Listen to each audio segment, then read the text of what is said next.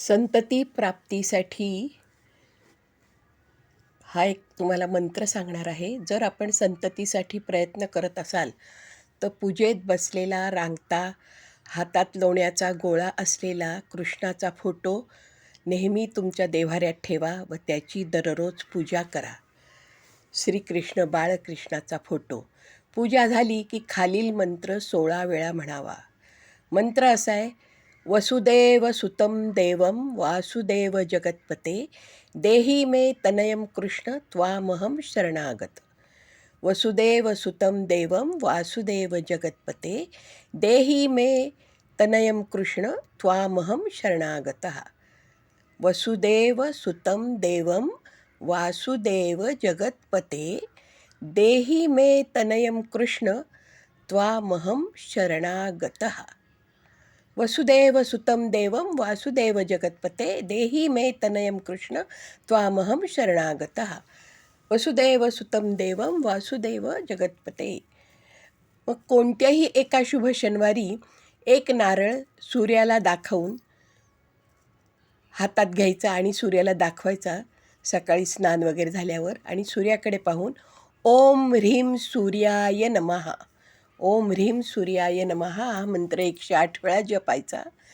त्यानंतर तो नारळ गावातील मारुती मंदिरात नेऊन मारुतीच्या पायाला स्पर्श करून परत घ्यायचा. हातात ठेवून डोळे मिटून खालील मंत्र 11 वेळा म्हणायचा.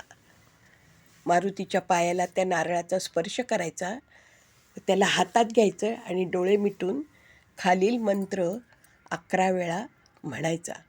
मंत्र असा आहे: अंजनी सूत हनुमान, अंजनी सुत हनुमान असा तो मंत्र आहे. अंजनी सुत हनुमान हाही मंत्र 11 वेळा म्हणायचा. नंतर तो नारळ पतीने फोडावा, पत्नीने हाताला हात लावावा. नारळ फोडत असताना पत्नीने पतीच्या हाताला हात लावावा. नारळातलं पाणी एका भांड्यात घेऊन त्यावर उजवा हात ठेवून परत 11 वेळा वरील मंत्रच म्हणावा: अंजनी सूत हनुमान, अंजनी सूत हनुमान. अतिशय सोपा मंत्र आहे. अंजनी सूत हनुमान. हनुमानाला जरी आपण ब्रह्मचारी म्हणत असलो तरी त्याची पूजा केल्यावर संतती होते असा अनुभव आहे. म्हणून हनुमानाला, जो अंजनीचा पुत्र आहे, त्याला आपण स्मरायचं आहे. नंतर ते पाणी अर्धे पतीने व अर्धे पत्नीने प्यावे. नारळातलं जे पाणी येईल ते पाणी अर्ध पतीनं घ्यायचं, अर्ध पत्नीनं घ्यायचं. आणि मग जो खोबरं म्हणून प्रसाद आहे तो पुरुष वर्गात वाटायचा. म्हणजे जिथे लहान मुलं, म्हणजे मुलं आणि पुरुष या वर्गातच तो वाटला गेला पाहिजे. मग त्या दिवशी नवरा बायकोनी दोघांनी सात्विक भोजन घ्यावे. म्हणजे तुमचं मन स्थिर राहील, मनात चांगले विचार येतील आणि मग त्या रात्री दोघा नवरा बायकोंनी एकत्र यावे. असा हा संतती प्राप्तीसाठीचा सोपा उपाय आहे. जरूर करावा. आणि कसं आहे की आपण जर श्रद्धेने केला, मनोभावे केला, तर त्याचा फायदा नक्कीच होतो.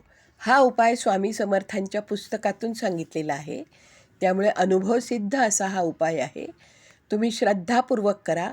स्वामी अवश्य आपली मनोकामना पूर्ण करतील. जर श्रद्धा मनात असेल, किंतु परंतु काहीही न ठेवता श्रद्धा मनात असेल, तर स्वामी तुमची इच्छा, तुमची मनोकामना अवश्य पूर्ण करतील. श्री स्वामी समर्थ.